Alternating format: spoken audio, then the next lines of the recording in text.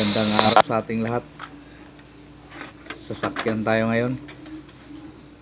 Ang sasakyan na to ay Mitsubishi Adventure. Ang problema nito ay wala.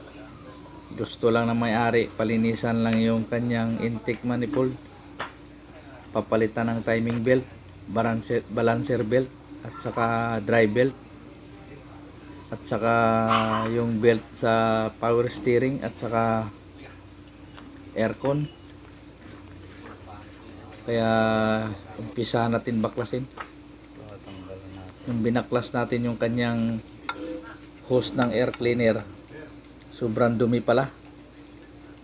Yung kanyang carbon kapal. Ito, simulan natin baklasin para makita na ng may-ari kung gaano kadumi ang kanyang sasakyan.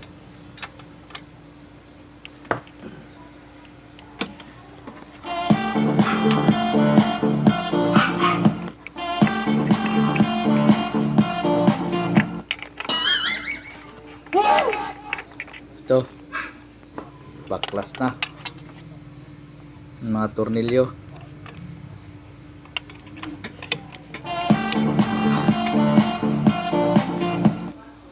Ito na, tanggal na. Tanggalan natin. Kita natin dito na sobrang dumi ang kanyang,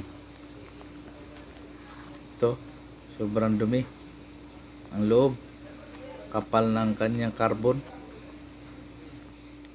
Yan o, kita nyo naman sa loob nyan, ang dumi.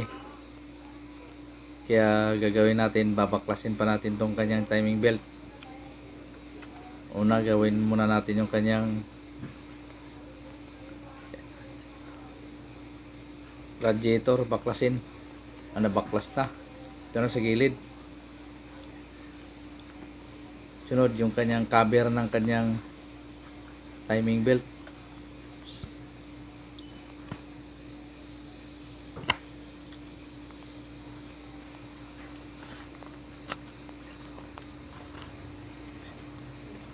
Baklasin muna natin itong kanyang pulley sa crankshaft.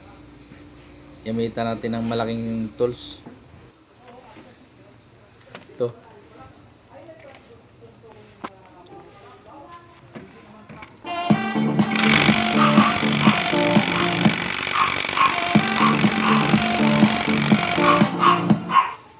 Ito, tanggal ng